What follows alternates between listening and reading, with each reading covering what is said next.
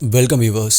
Video ஆரம்பிக்கிறதுக்கு முன்னாடி ஒரு விஷயத்தை சொல்லிட்டு ஆரம்பிக்கிறேன். பொதுவா நம்ம சேனல்ல போடுற பல வீடியோஸ்க்கு கீழே இந்த ஒரு கமெண்ட்டை எப்பவுமே யாராவது ஒருத்தவங்களாவது போடுவாங்க. இவங்களுக்கெல்லாம் சவுதி அரேபியால கொடுக்கிற மாதிரி தண்டனை கொடுக்கணும், சவுதி தான் இதுக்கெல்லாமே கரெக்ட் அப்படிங்கிற மாதிரி நீங்களே பல கமெண்ட்ஸை படிச்சிருக்கலாம். ஏன் நீங்களே கூட அந்த மாதிரி ஏதாவது ஒரு கமெண்ட்டை போட்டிருக்கலாம். ஆனா இன்னைக்கு பார்க்க போற இந்த கேஸை நீங்க முழுசா பார்த்து முடிச்சதுக்கு அப்புறமா சவுதி அரசாங்கம் பண்ணது சரிதானா அப்படிங்கிற கேள்விக்கான பதில நான் உங்ககிட்டயே விட்டுறேன்.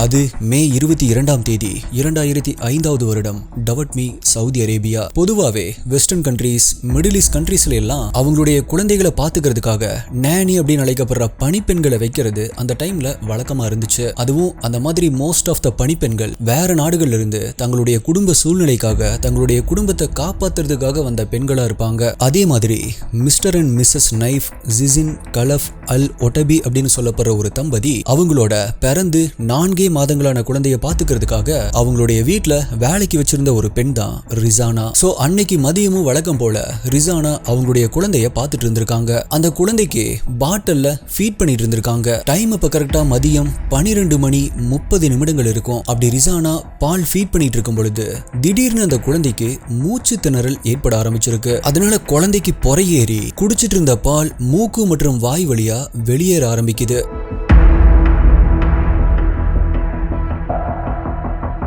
இத கொஞ்சம் கூட எதிர்பார்க்காத ரிசானா பயப்பட ஆரம்பிக்கிறாங்க. சீக்கிரமா யாராவது வந்து உதவி பண்ணுங்க அப்படின்னு கத்தி கூச்சல் போட ஆரம்பிச்சிருக்காங்க. கூடவே அந்த குழந்தையுடைய கழுத்து மற்றும் நெஞ்சு பகுதியை தட்டி கொடுத்து அந்த குழந்தைய ஆறுதல் படுத்தவும் ட்ரை பண்ணிருக்காங்க. அப்படி பண்ண அந்த குழந்தையும் கொஞ்சம் அமைதியா இருக்கு. சரியா அதே நேரத்துல அங்க வந்த அந்த குழந்தையுடைய அம்மா, அதாவது மிஸ்ஸஸ் நைஃப், ரிசானா குழந்தைய கையில வச்சுட்டு பயந்தபடி இருக்கிறத பாக்குறாங்க. அது மட்டும் இல்ல, ரிசானாவுடைய கையில குழந்தை அசைவே இல்லாம இருந்ததை பார்த்தவங்க ரிசானா தான் தன்னுடைய குழந்தைய கொன்னுட்டதா நினைக்க ஆரம்பிக்கிறாங்க.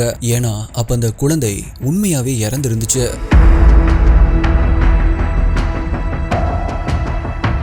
குழந்தைய கொன்னது ரிசானா தான் அப்படின்னு அந்த குழந்தையுடைய அம்மா ரிசானாவை பல முறை அடிச்சிருக்காங்க. அது மட்டும் இல்ல, இது நடக்கிறதுக்கு முன்னாடி தான் ரிசானாவுக்கும் அந்த குழந்தையுடைய அம்மாவிற்கும் ஒரு சின்ன வாக்குவாதமும் ஏற்பட்டிருக்கு. சோ அந்த வாக்குவாதத்தினாலதான் தன்னுடைய குழந்தையுடைய கழுத்தை ரிசானா நெரிச்சு கொன்னுட்டாங்க அப்படின்னு அந்த குழந்தையுடைய அப்பா மிஸ்டர் நெய்ஃப் போலீஸ்ல கம்ப்ளைண்ட் கொடுக்கறாரு. அதுக்கப்புறமா அங்க வந்த போலீஸ் ரிசானாவை வலுக்கட்டாயமா அரெஸ்ட் பண்ணி ஸ்டேஷனுக்கு இழுத்துட்டு போயிருக்காங்க. சோ இந்த கேஸ்ல இப்ப யாருதான் குற்றவாளி அப்படிங்கிற ஒரு கொஸ்டின் மார்க் உங்க எல்லாத்துக்குமே வந்திருக்கும். அந்த கேள்விக்கு பதில் தேடணும் அப்படின்னா முதல்ல இந்த ரிசானா யாரு, அவங்க அரெஸ்ட் ஆனதுக்கு அப்புறமா என்ன நடந்துச்சு அப்படிங்கிற விஷயங்களை எல்லாம் நம்ம தெரிஞ்சுக்கணும். இந்த கேஸ் சவுதியில நடந்தாலும் சர்வதேச அளவுல பல நாடுகளுடைய கவனத்தை திருப்பி மக்களுடைய மனசுல ஒரு பெரிய தாக்கத்தையே ஏற்படுத்துச்சு அப்படின்னு தான் சொல்லணும். இது நம்ம சேனல்ல இது வரைக்கும் போடப்பட்ட கேஸ்களை விட ரொம்பவே வித்தியாசமான ஒரு கேஸ் அப்படின்னு கூட சொல்லலாம். அப்படி ரொம்பவே கான்ட்ரோவர்சியலான one of the most famous மற்றும் எமோஷனல் கேஸான இந்த ரிசானாவுடைய கேஸ்ல அப்படி என்னதான் நடந்துச்சு, பல நாடுகள்ல இந்த கேஸ் பேசப்பட்டதற்கான காரணம் என்ன, சவுதி அரசாங்கம் எப்படி ரிசானாவுடைய கேஸை க்ளோஸ் பண்ணாங்க அப்படிங்கிற டீடைல்ஸை தான் இன்னைக்கு வீடியோல ரொம்பவே டீடைல்டா நம்ம டீகோட் பண்ண போறோம். நீங்க பார்த்துட்டு இருக்கிறது சரவணன் டீகோட்ஸ். நான் உங்கள் சரவணன். வாங்க இன்னைக்கு வீடியோக்குள்ள போலாம்.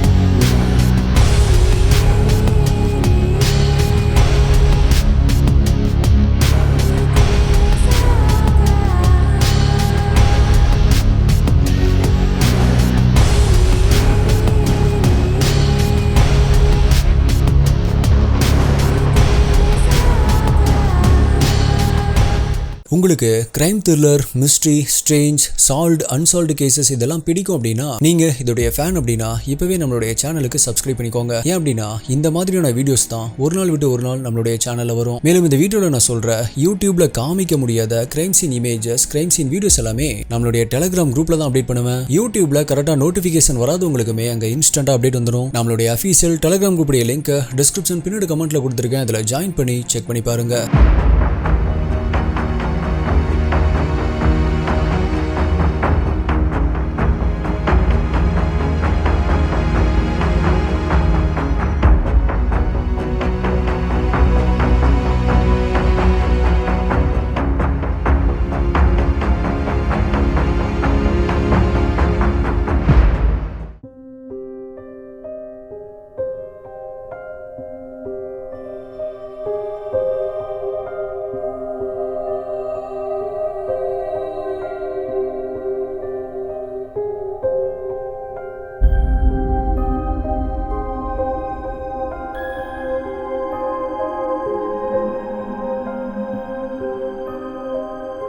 அது 1988 வருடம் பிப்ரவரி 4ஆம் தேதி இலங்கை திருகோணமலை மாவட்டத்தில் இருக்கிற மூதார் அப்படிங்கிற கிராமத்துல ரொம்பவே வறுமையான ஒரு குடும்பத்துல பிறக்குறாங்க ரிசானா நஃபீக். ரிசானாவுடைய அப்பா ஒரு விறகு வெட்டி. அவருடைய வருமானம் ரொம்பவே கம்மியா இருந்ததால வீட்டுல இருந்த மாட்டுல இருந்து பால் கறந்து அதுல வர வருமானத்துல இருந்து ஒரு மாதிரி வாழ்க்கையை ஓட்டிட்டு இருந்திருக்காங்க. ஆனா ரிசானாவுடைய தம்பி தங்கச்சிகள் வளர வளர வீட்டுடைய செலவுகளும் ரொம்பவே அதிகமாச்சு. அந்த காலகட்டத்துல தமிழ் ஈழப்போர் நடந்துட்டு இருந்ததால ரிசானாவுடைய அப்பாவிற்கு விறகு வெட்டுறதுக்காக காட்டுக்குள்ள போக முடியாத ஒரு சூழ்நிலையும் ஏற்படுது. அதனால அப்ப ஸ்கூலுக்கு போயிட்டு இருந்த ரிசானாவை ஸ்கூல்ல இருந்து ஸ்டாப் பண்றாங்க. வீட்டுடைய கஷ்டத்தை குறைக்கணும் அப்படின்னு ரிசானா ஒரு பணிப்பெண்ணா வெளிநாட்டுக்கு போக வேண்டிய ஒரு சூழ்நிலை ஏற்படுது. ஆனா அதுவே பிற்காலத்துல அவங்களுடைய குடும்பத்துக்கு கஷ்டத்தை கொடுக்கும் அப்படின்னு அவங்க யாருமே கனவுல கூட நினைச்சு பார்த்திருக்க மாட்டாங்க.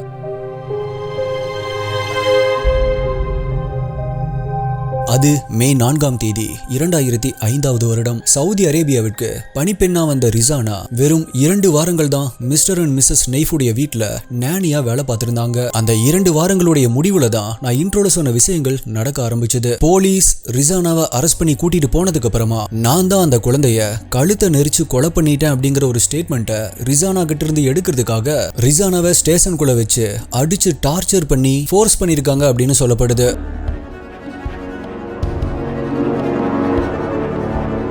அது மட்டும் இல்ல, போலீஸ் ரிசானாவை ஸ்டேஷனுக்குள்ள வச்சு விசாரிக்கும் போது ப்ராப்பரான டிரான்ஸ்லேட்டரை கூட அங்க வச்சு விசாரிக்கல அப்படிங்கறதும் தெரிய வருது. தமிழ் மட்டுமே பேச தெரிஞ்ச ரிசானாவிற்கு அப்போ அவங்க கொடுத்த கன்ஃபஷன் ஸ்டேட்மெண்ட் கூட அரேபிக்ல தான் எழுதப்பட்டிருந்ததா சொல்லப்படுது. புதிய இடம், தெரியாத மொழி, அவங்க என்ன பண்ணுவாங்க? ஒரு கட்டத்துல உயிருக்கு பயந்து போலீஸ் கொடுத்த அந்த கன்ஃபஷன் ஸ்டேட்மெண்ட்ல சிக்னேச்சர் கூட போட தெரியாத ரிசானா கை நாட்டை, அதாவது ஃபிங்கர் பிரிண்ட்டை வச்சிருக்காங்க.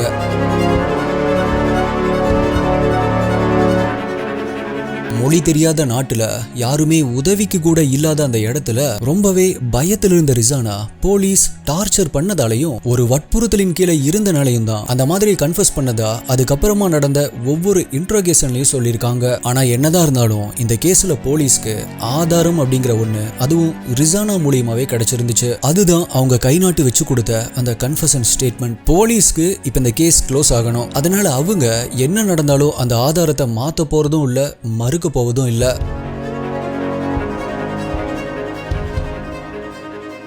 குற்றம் சுமத்தப்பட்டதுனால டவட்மி ஹைகோர்ட்ல ரிசானா ஆஜர்படுத்தப்படுறாங்க. அப்ப கூட ரிசானாவிற்கு வக்கீல் கூட பேசுறதுக்கு கூட வாய்ப்பளிக்கப்படல அப்படின்னு சொல்லப்படுது. மொழி தெரியாது, அங்க என்ன பேசுறாங்க அப்படிங்கறதும் புரியாது. படிச்சவங்களே கோர்ட்ல போய் வாதாட முடியாது அப்படிங்கிறப்ப ரிசானாவால கோர்ட்ல என்ன பேசியிருக்க முடியும்? அவங்களுக்கு தெரிஞ்ச ஒரே மொழி தமிழ் மட்டும்தான். ரிசானா போலீஸ் கிட்ட சைன் பண்ண அந்த ஃபர்ஸ்ட் ஸ்டேட்மெண்ட், அந்த வாக்கு மூலம் தான் கோர்ட்ல அவங்களுக்கு எதிரான ஒரு முக்கியமான ஆதாரமா மாறுச்சு.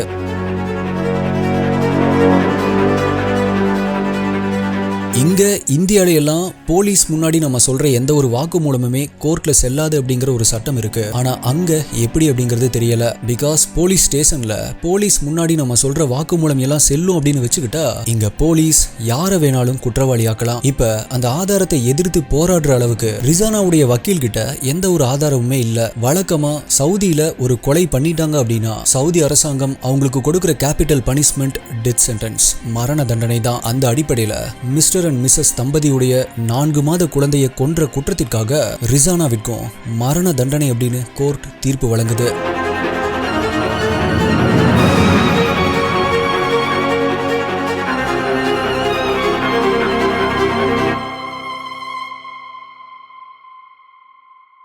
எடுத்தேன் கவிழ்த்தேன் அப்படின்னு ஒரு விஷயத்துல முடிவெடுக்கிற இந்த மாதிரியான பெண்களும் சமுதாயத்துல இருக்காங்க. பிக் பாஸ்ல கூட இப்போ ஒரு புள்ளி கேங்க நீங்க பார்த்துட்டு இருப்பீங்க அப்படின்னு நினைக்கிறேன். அந்த மாதிரியான பெண்களை வான் பண்ற மாதிரியான நாவல் தான் உன் வானம் என் அருகில். பாப்புலர் கிரைம் நாவல் ஆத்தர் ராஜேஷ்குமார் அவர்களுடைய எழுத்துல பல விறுவிறுப்புகள் நிறைஞ்ச இந்த ஆடியோ ஸ்டோரிய குக்கு எஃப்எம்ல கேளுங்க. த்ரில்லர் பிடிக்கிறவங்களுக்கு கண்டிப்பா இது பிடிக்கும். குக்கு எஃப்எம் ஆப்பை 25 லட்சத்துக்கும் அதிகமான பேர் இப்ப சப்ஸ்கிரைப் பண்ணி யூஸ் பண்ணிட்டு இருக்காங்க. அதுல ஹை குவாலிட்டி ஆடியோல கேட்கும் பொழுது நீங்களே அந்த ஸ்டோரியில் இருக்கிற கேரக்டரா இருக்கிற மாதிரி உணர்வீங்க. மாதம் 20 நியூ ஆடியோ புக்ஸை எல்லா கேட்டகரியிலுமே ஆட் பண்ணுவாங்க. இந்த குக்கு எஃப்எம் ஆப்ல நீங்க ஆடியோ புக்கை கேட்டுட்டு இருக்கும் பொழுது ஸ்பீட் அட்ஜஸ்ட் பண்ணிக்கலாம். ஒவ்வொரு எபிசோட்ஸ்லயும் ஏதாவது நோட்ஸ் எடுக்கணும் அங்கேயே எடுத்துக்கலாம். மேலும் ஸ்லீப் மோட் அப்படின்னு நிறைய ஃபீச்சர்ஸ் இருக்கு. T5T50 இந்த கூப்பன் கோடை யூஸ் பண்ணா 50% உங்களுக்கு ஆஃபர் கிடைக்கும். கூப்பன் கோட் ஆப் உடைய லிங்க் டிஸ்கிரிப்ஷன் பின்ட் கமெண்ட்ல கொடுத்திருக்கேன். தேவையானவங்க யூஸ் பண்ணிக்கோங்க. குக்கு எஃப்எம் கேளுங்க, மனதிற்கு பிடித்ததை.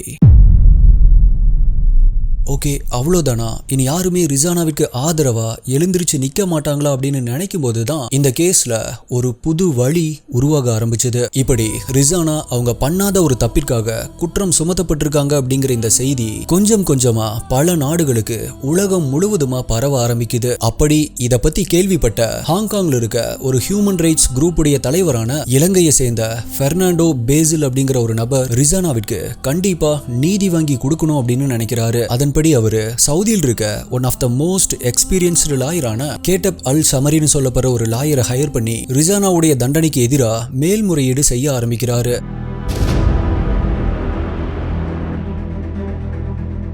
குற்றம் சுமத்தப்பட்டதுக்கு அப்புறமா கூட எந்த ஒரு வக்கீலையுமே அணுக முடியாம இருந்த ரிசானாவிற்கு இப்போ ஒரு வக்கீல் கிடைச்சிருக்கிறது கொஞ்சம் நம்பிக்கையை கொடுத்துச்சு அப்படின்னு தான் சொல்லணும். அது மட்டும் இல்ல, இலங்கை அரசாங்கமும் சவுதி மன்னர்கிட்ட ரிசானாவிற்கு பொது மன்னிப்பு வழங்கும்படி ஒரு கோரிக்கை வச்சது. அதே நேரத்துல 2008 வருடம், அதாவது சம்பவம் நடந்து 3 வருடங்கள் கழிச்சு ரிசானாவுடைய வக்கீலுக்கு இந்த கேஸை எதிர்த்து போராட ரொம்பவே ஸ்ட்ராங்கான சில பாயிண்ட்ஸ் கிடைக்க ஆரம்பிச்சது.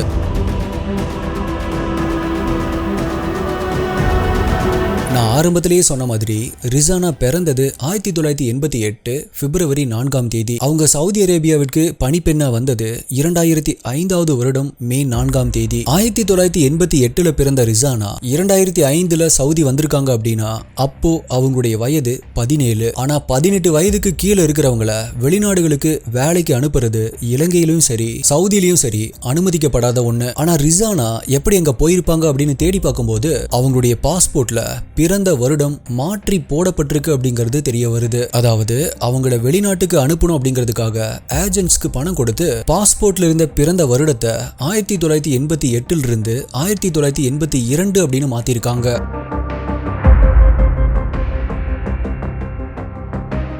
அப்படின்னா சம்பவம் நடந்த அந்த நாள் ரிசானாவிற்கு 18 வயது பூர்த்தி அடைஞ்சிருக்காது. போலீஸ் ரிசானாவுடைய ஸ்டேட்மெண்ட்டை வச்சு மட்டும்தான் அவங்க கொலை பண்ணியிருக்காங்க அப்படின்னு சொல்றாங்க. ஆனா அதுக்கு வேற எந்த ஒரு ஆதாரமுமே இல்ல. ஓகே, அப்படி ரிசானா அவங்க கொலை பண்ணதா கூட வச்சுக்கிட்டாலுமே அப்போ அவங்களுடைய வயது 17 அப்படிங்கறதால அவங்க ஒரு மைனர். அதுக்கான ஒரு எவிடன்ஸா ரிசானாவுடைய பர்த் சர்டிபிகேட்டை கோர்ட்ல சப்மிட் பண்றாரு. சைல்ட் ரைட்ஸின் படி ஒருத்தர் மைனரா இருக்கும் பொழுது அவங்க செஞ்ச குற்றத்திற்கு அவங்களுக்கு மரண தண்டனை விதிக்கப்படக்கூடாது அப்படிங்கிற ஒரு சட்டம் இருக்கு.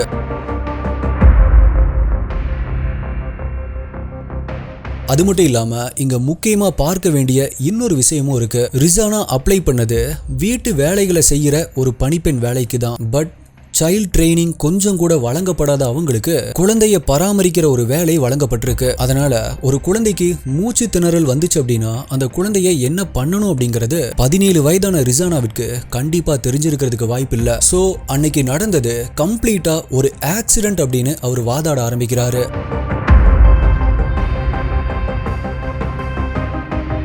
இப்படி ஒரு பக்கம் ரிசானாவுடைய வக்கீல் தன்னால முடிஞ்சதை அவர் பண்ணிட்டு இருக்க, இன்னொரு பக்கம் ரிசானாவுடைய அம்மாவும் அப்பாவும் சவுதி மன்னர்கிட்ட தொடர்ந்து மன்னிப்பு கேட்டு முறையிட்டு இருந்தாங்க. ஆனா ரிசானாவுடைய கேஸை பத்தி சவுதியில் இருக்க சட்ட வல்லுநர்கள் என்ன சொல்லியிருந்தாங்க அப்படின்னா, இந்த கேஸில் இருந்து ரிசானா வெளியே வரணும் அப்படின்னா அதுக்கு ஒரே ஒரு வழி மட்டும்தான் இருக்கு. அது அந்த இறந்த குழந்தையுடைய பெற்றோர், அதாவது மிஸ்டர் அண்ட் மிஸ்ஸஸ் நைஃப் ரிசானாவை மன்னிச்சு விட்டா மட்டும்தான் அது முடியும். அப்பதான் அவங்க தண்டனையிலிருந்து தப்பிக்க முடியும். வேற என்ன பண்ணாலும் எதுவும் மாற போறதில்லை அப்படின்னு அவங்க சொல்லியிருக்காங்க.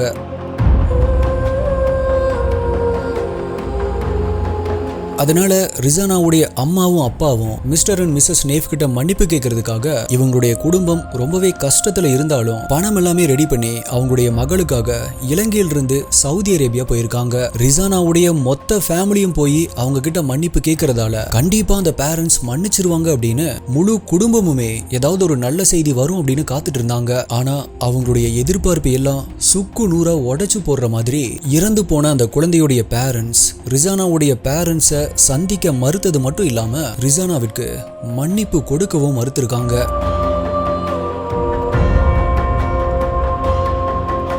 சோ இறந்த குழந்தையுடைய பேரண்ட்ஸ் ரிசானாவிற்கு மன்னிப்பு கொடுக்க மறுத்ததால ரிசானாவுடைய மரண தண்டனை சீக்கிரமே நிறைவேற்றப்படும் அப்படிங்கிற செய்தி வெளியிடப்படுது. 2007 ரிசானாவிற்கு வழங்கிய மரண தண்டனையை சவுதியுடைய சுப்ரீம் கோர்ட் அபிஷியலா அக்டோபர் 25, 2010 மறுபடியுமே உறுதிப்படுத்துது. ஆனாலும் ரிசானாவுடைய அம்மாவும் அப்பாவும் தொடர்ந்து சவுதியுடைய மன்னருக்கு தன்னுடைய பொண்ணை கருணை அடிப்படையில மன்னிச்சிருங்க அப்படின்னு தொடர்ந்து கோரிக்கை மனு போட்டுட்டே இருந்திருக்காங்க. இலங்கை அரசாங்கமும் ரிசானாவிற்கு பொது மன்னிப்பு கொடுங்க அப்படின்னு கோரிக்கை விட்டுருக்காங்க. ஆனா ரிசானாவுடைய கேஸ்ல எந்தவித முன்னேற்றமுமே கிடைக்கல. ஒரு கட்டத்துல ரிசானாவுடைய பேரண்ட்ஸ் போட்ட எல்லா மனுவையுமே சவுதியுடைய சுப்ரீம் கோர்ட் ரிஜெக்ட் பண்ணது. எவ்வளவு கெஞ்சி கேட்டு பார்த்தோம், கடைசி வரைக்குமே ரிசானாவிற்கு மன்னிப்பே கிடைக்கல.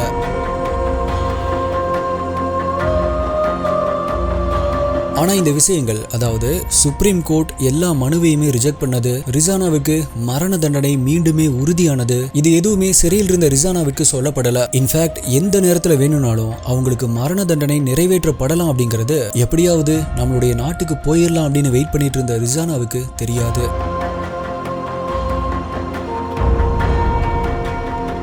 அப்படி ரிசானா ஜெயில இருக்கும் பொழுது ஒவ்வொரு மாசமுமே தொடர்ந்து அவங்கள போய் பார்க்கிற ஒரே ஒரு ஆள் கிஃபயா இஃப்திகர் அப்படின்னு சொல்லப்படுற சவுதியில டென்டல் டாக்டரா ஒர்க் பண்ணிட்டு இருந்த இலங்கையை சேர்ந்த ஒரு பெண் தான். ரிசானா கண்டிப்பா இந்த கேஸ்ல எப்படியாவது ஜெயிச்சிருவோம் அப்படின்னு அவங்க நம்பிக்கை வச்சுட்டு இருந்ததா கிஃபயா சொல்லியிருக்காங்க. அது மட்டும் இல்ல, கிஃபயா ஒவ்வொரு மாதமும் ஜெயிலுக்கு போகும்போதும் ரிசானாவுடைய பேரண்ட்ஸ் கூட கால் பண்ணி பேச வச்சிருக்காங்க. இப்படியே சில வருடங்கள் கடந்து போகுது.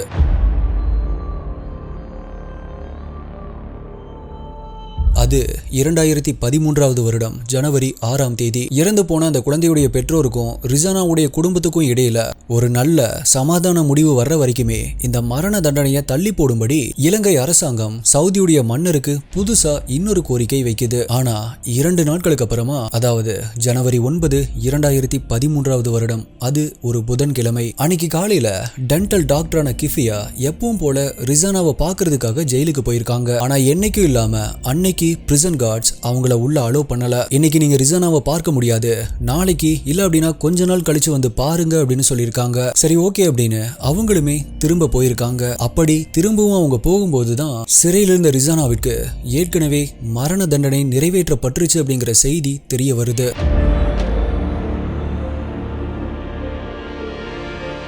இது தெரிஞ்ச உடனே ரொம்பவே வருத்தப்பட்ட கிஃபாயாவால அந்த செய்தியை ரிசானாவுடைய அம்மா கிட்ட சொல்றதுக்கே ரொம்பவே கஷ்டமா இருந்திருக்கு. அதனால ரிசானாவுடைய குடும்பத்துக்கு தெரிஞ்ச ஒருத்தர்கிட்ட கால் பண்ணி we have lost her, நாம அவளை இழந்துட்டோம் அப்படின்னு சொல்லியிருக்காங்க. ரிசானாவுடைய 25 வயதுல அவங்களுடைய தலை துண்டிக்கப்பட்டு மரண தண்டனை சவுதி அரசாங்கத்தால நிறைவேற்றப்பட்டிருக்கு. இது இலங்கை மக்களால மட்டும் இல்ல, உலகத்தில் இருந்த பல நாடுகள் இருந்த மக்களால கொஞ்சம் கூட ஏத்துக்கவே முடியல.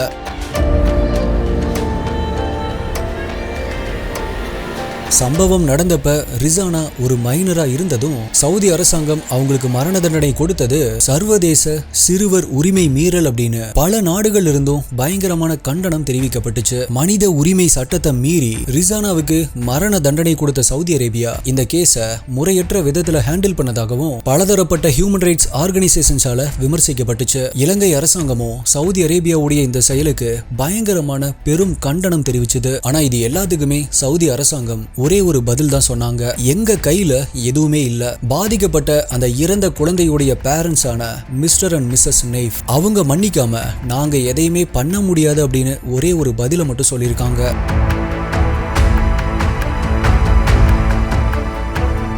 ரிசானாவுடைய அம்மா அவங்களுடைய மகளுடைய இறந்த உடலையாவது இலங்கைக்கு அனுப்புங்க அப்படின்னு கேட்டிருக்காங்க. ஆனா அதுவுமே மறுக்கப்பட்டுச்சு. அந்த வருத்தத்துல சவுதி கவர்மெண்ட் கொடுத்த நஷ்ட ஈட்டு பணத்தை கூட ரிசானாவுடைய அம்மா வாங்கிக்கல. ஆனா இலங்கை அரசாங்கம் சார்பா ரிசானாவுடைய குடும்பத்திற்கு ஒரு தொகை நஷ்ட ஈடா வழங்கப்பட்டுச்சு. பாஸ்போர்ட்ல ஃபேக் டீடைல்ஸை கொடுத்து ரிசானாவை சவுதிக்கு அனுப்பின 2 ஏஜென்ட்ஸுக்கும் இலங்கை உச்சநீதிமன்றம் 2 வருடங்கள் சிறை தண்டனை கொடுத்துச்சு. உலகளாவிய ரீதியில ரொம்பவே சர்ச்சையான இந்த ரிசானா நஃபீக்குடைய கேஸ் மூலியமா வெளிநாடுகளில் போய் வேலை பார்க்குற தொழிலாளர்களுக்கு நடக்கிற கஷ்ட நஷ்டங்கள் வெளிச்சத்துக்கு வந்துச்சு. ஸோ எஸ்டி இன்வெஸ்டிகேட்டர்ஸ் இப்போ சொல்லுங்க, நான் இந்த வீடியோ ஆரம்பிக்கிறதுக்கு முன்னாடி கேட்ட கேள்விதான், சவுதி மாதிரி தண்டனை கொடுக்கணும் அப்படின்னு எப்பவுமே சொல்லுவோம். இதுக்கு உங்களுடைய கருத்து என்ன? ஒரு 17 வயசு பொண்ணுக்கு, ஒரு குழந்தைக்கு போயிருச்சுன்னா என்ன பண்ணணும் அப்படின்னு கூட தெரியாத அந்த வயசுல, அதுவும் மொழி தெரியாத அந்த நாட்டுல எவ்வளோ பயந்து போயிருக்கும், எவ்வளோ கஷ்டப்பட்டிருக்கும். தன்னுடைய குடும்பத்திற்காக உழைக்கிறதுக்கு போன ரிசானாவுக்கு கொடுக்கப்பட்டது